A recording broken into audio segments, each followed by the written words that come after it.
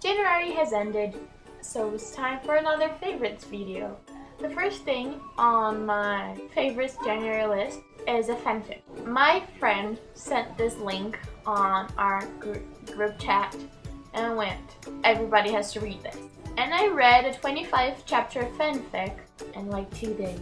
I couldn't put it down. I mean, it is amazing. It's called Harry Potter and the Marauders of the Mind. It's on fanfiction.net and it's by her pen name is Moonsign. This is really good. I'm not joking. I don't read much fanfiction because usually it's very out of character, and I don't know. I'm not a big fan of it. But this fanfiction, I shit you not, it is really, really good. I'm gonna leave the description down below because I'm not joking. It's between the last chapter and the prologue of the 7th book. And Harry suddenly realizes the 4 marauders are living in his mind. So it's Lily instead of Peter. But yeah, there's 4 people living in his head, and he has to deal with it. And it's like it's an adventure, and it's really, really fun. Like, I couldn't put it down. My friend told me this girl went on a hiatus for 2 years. I can't take it. Like, I'm glad the main problem, the arc problem, was solved as far as I would go, because I can't keep up with it. Like, I don't have patience to keep up with a fanfiction, so I hate non-fanfictions that aren't done. And this girl went on a 2-year hiatus before I read it. So who knows when the next chapter is gonna come.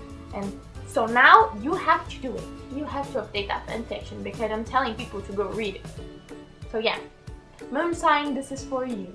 Another reading thing on my January's favorite list is a book. Actually, the whole series. I read the Vampire Academy series. All 6 books, just in I finished the last one today. But I read the first 5 in January and the last one today, which is the 3rd. So really, I read them all in January. And I read them all when I was younger. I think I was like middle school. And I remember really liking them. So I got nostalgic, and the movie was awful. Like, I really liked these books, but the movie was terrible. So I got nostalgic and read them all again. And yeah, it was really fun. And it kind of irritated me that I knew the ending.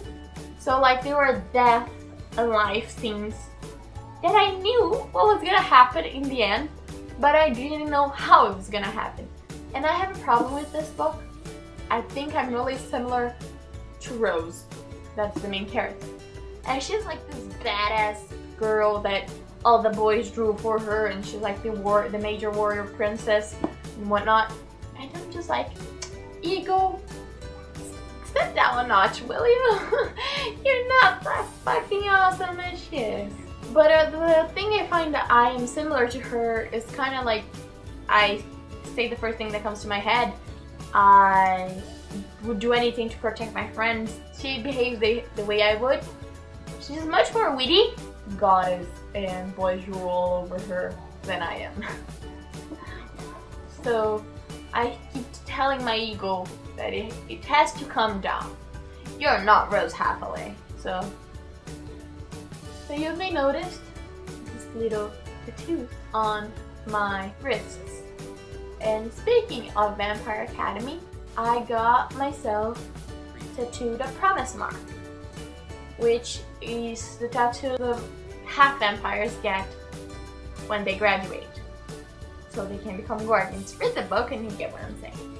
And I made this crown on this hand because I call my boyfriend Prince.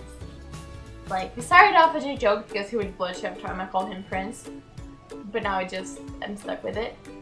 So I made a crown for him because he's a prince. And then he got a matching one that's also our crown. So we both tattooed crowns. It's not a real tattoo. They are both henna. I made them on the beach with my friends. They cost like 10 house. So don't worry, it's not real. I didn't make cheesy tattoos with my boyfriend at 18. Before I get too away far from the book, there are another 4 on my favorite lists. I didn't read them, but my beautiful boyfriend brought them for me because in Brazil I couldn't find them and he went to New York for a trip, so he bought them for me. I got many YouTuber books. I got The Amazing Book is Not on Fire, Grace's Guide, The Art of Pretending How to Be a Grown, Binge by Tyler Oakley, and You Deserve a Drink by Memory Hot. So I'm really excited to read them. They're favorites because I got them for my birthday.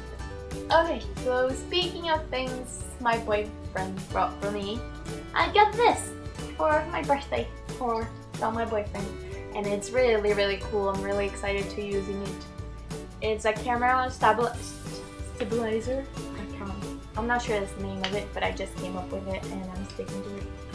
And it will make filming Comic-Con this year much easier because then the image won't be shaky, because this holds my hand into place.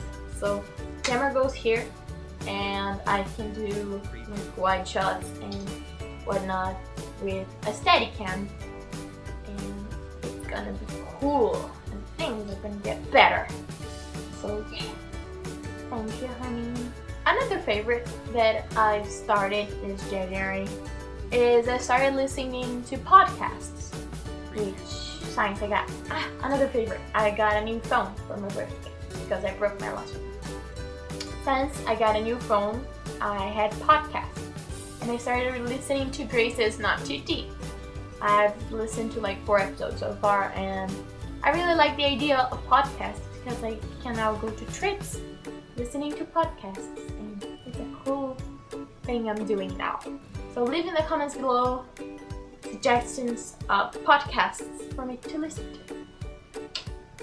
Last but not least, on my January's favorite, it's a film. I went to the movies with my mom and my sister to watch The Hateful 8, and I really enjoyed it. It was interesting. It was fun, but it was very slow.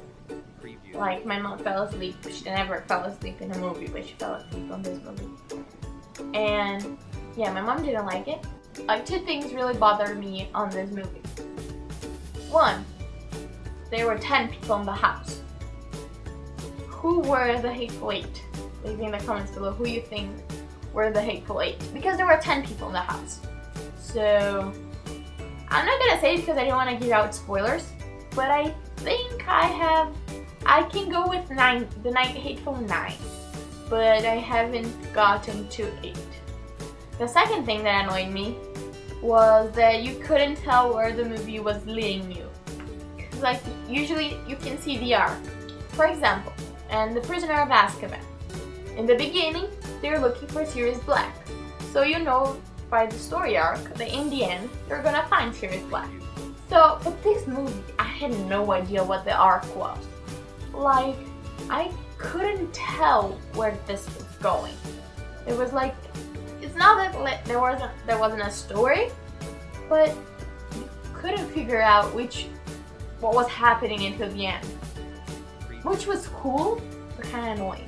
These were my January's favorite, so if you have any, tell me in the comments below as well.